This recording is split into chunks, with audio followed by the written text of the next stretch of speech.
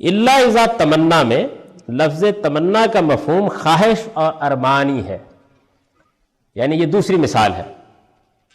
یہ قرآن مجید کی آیت ہے سورہ حج کی 22 نمبر سورہ ہے اور 52 نمبر آیت ہے۔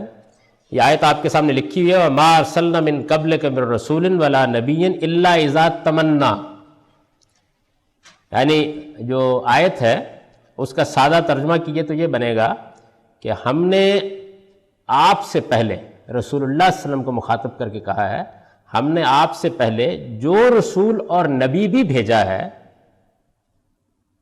تو اس کے ساتھ یہی ہوا ہے کہ جب اس نے کوئی تمنا کی، یعنی تمنا کی، یہ عربی زبان کا فعل ہے۔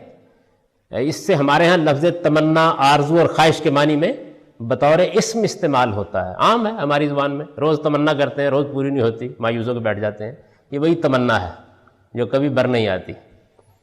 تو تمنا یہ جو ہے یہ عربی زبان کا بہت معروف ہے، یعنی عربی زبان میں یہ جو قدیم عربی ہے، بلکہ آج کی زبان میں یعنی اس لفظ کو کچھ بھی نہیں ہوا، جس طرح سے چلا آ رہا ہے ویسے ہی اب بھی استعمال ہوتا ہے۔ اب بھی عربی بولنے والے، عربی لکھنے والے یہی لفظ، فصیح عربی بولنے لکھنے والے یہی لفظ استعمال کرتے ہیں خواہش کرنے کے معنی میں، تمنا کرنے کے معنی میں، آرزو کرنے کے معنی میں۔ اچھا، اب یہاں لوگوں کو ایک دقت پیش آ گئی، یعنی جیسی دقت وہاں پیش آئی ہے اسی طرح کی دقت یہاں پیش آ گئی۔ وہ دقت یہ پیش آ گئی کہ آیت کے اندر ایک لفظ استعمال ہوا ہے ینسخ، یعنی یہ لفظ جو ہے یہ وہی ہے جس سے آپ لوگ بولتے ہیں منسوخ کرنا آگے۔ اچھا، اب دیکھیے کہ آپ سارا ترجمہ کرتے جائیے کہ ہم نے جو نبی اور رسول بھی بھیجا ہے اس کے ساتھ یہ معاملہ نہیں ہوا مگر یہی کہ جب اس نے تمنا کی تو شیطان نے الکش شیطان فی امنیت ہی، شیطان نے اس کی تمنا میں اپنی ٹانگ ڈال دی۔ محاورہ ہے عربی کا، الکش شیطان فی امنیت ہی، مطلب یہ ہے کہ میں ایک کام کرنا جا رہا ہوں اور اس میں کسی نے کوئی اڑنگا ڈال دیا، تو اس کے لیے یہ محاورہ بولتے ہیں۔ اچھا، اب اس کی آگے ہے فَيَنسَخُ اللَّهُ مَا يُلْقِي الشَّيْطَانُ، تو اللہ شیطان کے اس القاء کو منسوخ کر دیتا ہے۔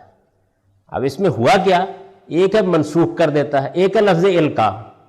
القاء کا لفظ وحی اور الہام دونوں کے لیے عام استعمال ہوتا ہے، تو آگے جا کے وہ محاورہ تو پیچھے رہ گیا، تو دقت پیش آ گئی کہ وہ کیا چیز ہے کہ جو منسوخ کر دیتا ہے۔ اس کے ساتھ ایک قصہ جیسے کہ ہمارے ہاں قصے اور کہانیاں بہت ہوتی ہیں، وہ روایتوں میں آ گیا۔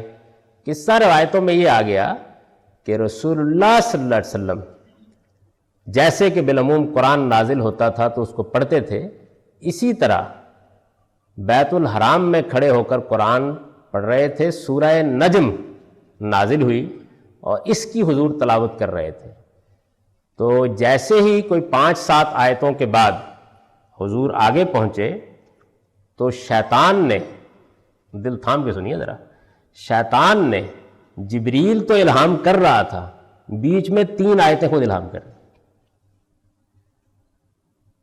یہ قصہ ہمارے یہاں روایتوں کی کتابوں میں موجود ہے، 3 آیتیں خود الہام کر دیں، وہ آیتیں ہی بتاتے ہیں لوگ جو الہام کر دیں۔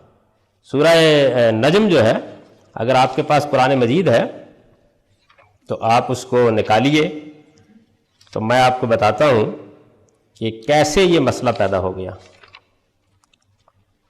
سورہ نجم میں ذرا آپ آگے بڑھتے ہیں، پہلے تو اس میں یہ بیان ہوا ہے کہ رسول اللہ صلی اللہ علیہ وسلم نے جبریل کو اس طریقے سے دیکھا اور اس طریقے سے وحی کی، اور اس میں حضور کو کوئی غلطی نہیں لگی، نہ آپ کی آنکھ جھپکی، نہ آپ کو کوئی تردد ہوا، ایک بالکل واضح منظر تھا جس میں جبریل نے حضور کو وحی کی، یہ بیان ہوا ہے۔ اس کے بعد اب سورہ آگے بڑھتی ہے تو اس میں یہ ہے کہ لقد رأى من آیات ربہ الکبریٰ، یعنی پیغمبر نے اللہ کی بڑی نشانیاں دیکھیں۔ افرأیتم اللات والعزیٰ، کیا خیال ہے تمہارا لات و عزیٰ کے بارے میں، ومناۃ الثالثۃ الاخریٰ، اور وہ تیسری جو منات ہے، یہ دیویاں ہیں ان کی جن کی وہ پرستش کرتے تھے، یہ قرآن مجید میں آیا ہے۔ اب اس کے بعد آگے اس دیوی دیوتاؤں کو پوجنے کے بارے میں یعنی قرآن ایک سخت تبصرہ کر رہا ہے، یعنی ایک طرف تو یہ دین ہے جو یہ پیغمبر پیش کر رہا ہے، اور دوسری جانب یہ تم نے دیکھا ہے لات کو اور منات کو، یہ جو تم نے دیویاں بنا رکھی ہوئی ہیں، اور اس پر قرآن نے بڑی شدید تعریض کی ہے آگے، یعنی وہ لوگ ان کو بیٹیاں مانتے تھے، عورتیں مانتے تھے، اور خدا کی بیٹیوں کی طرف منسوب کرتے تھے۔ تو اللہ تعالیٰ نے کہا کہ اپنے لیے تو بیٹی کا تعلق پسند نہیں کرتے ہو، میری رہ گئی ہیں بنانے کے لیے۔ تو ایک خیر معمولی قسم کی طنز کی ہے، تعریض کی ہے، اور اس کے بعد آگے بتایا کہ ان ہے الا اسماء سمیتموہا، یہ کچھ نہیں ہے، یہ تو نام ہے جو تم نے رکھے ہوئے ہیں، ان کی کوئی حقیقت نہیں ہے۔ جیسے قرآن شرک کی تردید کرتا ہے، اب شرک کی تردید کے معاملے میں تو قرآن مجید کا ایک عام طالب علم بھی کوئی غلطی نہیں کھا سکتا۔ تو یہ جیسے ان تینوں کے نام آتے ہیں، کیا فرایتم اللات والعزی ومناۃ الثالثۃ الاخری، تو انہوں نے کہا کہ اس کے بعد حضور کی زبان سے یہ الفاظ نکلے، اور وہ شیطان نے الہام کیے تھے کہ یہ جو دیوی دیوتا ہیں ان شفاعتہن لترتجی، کہ یہ تو جناب اللہ کے ہاں بڑی غیر معمولی اہمیت رکھتی ہیں، ان کی تو وہاں شفاعت چلتی۔ یہ الفاظ جو ہیں اس کے روایت مل گئی۔ اب روایت مل گئی تو انہوں نے کہا کہ اوہو یہ ٹھیک وہی بات ہے، یہ ٹھیک وہی بات ہے جو بیان ہوئی ہے۔ تو اب ترجمہ کیا ہوا؟ ترجمہ یہ ہوا کہ جو نبی اور رسول بھی ہم نے بھیجا ہے، اس نے جب بھی قرآن مجید کی تلاوت کی یا اپنے الہام کی تلاوت کی، شیطان نے اس کے الہام اور تلاوت کے اندر ضرور اپنی ٹانگ اڑائی ہے، لیکن اللہ تعالیٰ بعد میں شیطان جو کلمات الہام کرتا ہے اس کو منسوخ کر دیتا ہے۔ تو نس کا لفظ، القاء کا لفظ، روایت، تینوں نے مل کے یہ ساری کی ساری داستان بنا دی۔ اب اس میں دیکھیے کہ بات کہاں سے کہاں تک پہنچ گئی۔ تیرے نشتر کی زد شریانے کیسے ناتواں تک ہے، یعنی کوئی ایک جگہ نہیں رکی، سب کچھ ختم ہو گیا۔ پیغمبر بھی اس میں آ گئے، الہام بھی گیا، قرآن بھی گیا، وحی بھی گئی، اور سب، اور وہ ہے کیا؟ اس میں کیا کرنا پڑا؟ کرنا یہ پڑا کہ ایک بالکل معروف لفظ جو تمنا تھا اس کو تلاوت کرنے کے معنی میں لینا پڑا۔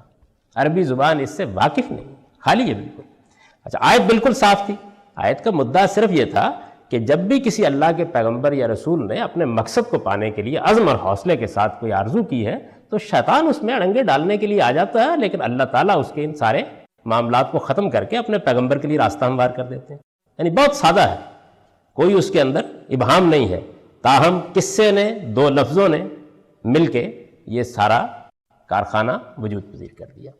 تو اس میں دیکھیے میں نے لکھا ہے کہ الا اذا تبنا میں، یعنی یہ الگ بحث ہے کہ ہم آیت آپ کو سمجھا دیں، مطلب بتا دیں۔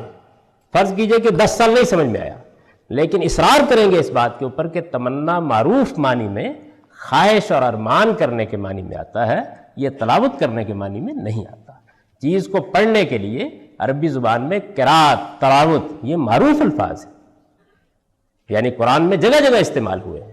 قرآن مجید نے پیغمبر صلی اللہ علیہ وسلم کو کئی جگہوں پر حکم دیا ہے کہ آپ قرآن پڑھ کے سنائیے۔ ابھی آپ نے یتلو علیہم آیاتہ ہی دیکھا ہے، تلاوت کا لفظ، قرات کا لفظ، قرا کا لفظ، تلا کا لفظ، یہ معروف ترین الفاظ ہیں قرآن مجید کو پڑھنے کے معاملے میں۔ یہ تمنا کہاں سے آ گئی؟ یعنی تمنا تو تمنا ہوتی ہے، تو یہ چیز نہیں مانی، قبول نہیں کی جائے گی۔ اچھا، یہ تو میں نے آپ کو آیت سمجھا دی نا، نہیں سمجھ میں آئی، فرض کیجیے نہیں سمجھ میں آئی، تو اصرار کریں گے اس بات کے اوپر، یعنی قرآن مجید کے معاملے میں یہ ہو سکتا ہے کہ کسی وقت کوئی چیز ہماری کم فہمی کی وجہ سے ہم پر واضح نہ ہو رہی ہو، ہمارے علم کی کمی کی وجہ سے واضح نہ ہو رہی ہو، تو اس کا یہ طریقہ نہیں ہے کہ آپ ایک ردی سی چیز پکڑیں، ایک نہایت نامعقول قصہ جو ہے اس کو لائیں اور اس کے بعد اس کو داخل کر دیں اور پھر اطمینان کے ساتھ یہ کہیں کہ تمنا کے ایک معنی تلاوت کرنے کے بھی ہوتے ہیں۔ بھائی وہ کہاں ہوتے ہیں؟ اس میں پھر ایک شعر بھی سنا دیں ایک عرب شاعر کا، تو یہ جو چیز ہے یہ علم کی دنیا میں ہی قابل قبول نہیں ہے، کجا یہ کہ قرآن جیسی کتاب کے بارے میں اس کو ادنا درجے میں بھی گوارا کیا جائے۔ قرآن میں کوئی لفظ بھی اپنے شاذ مفہوم میں استعمال نہیں ہوا۔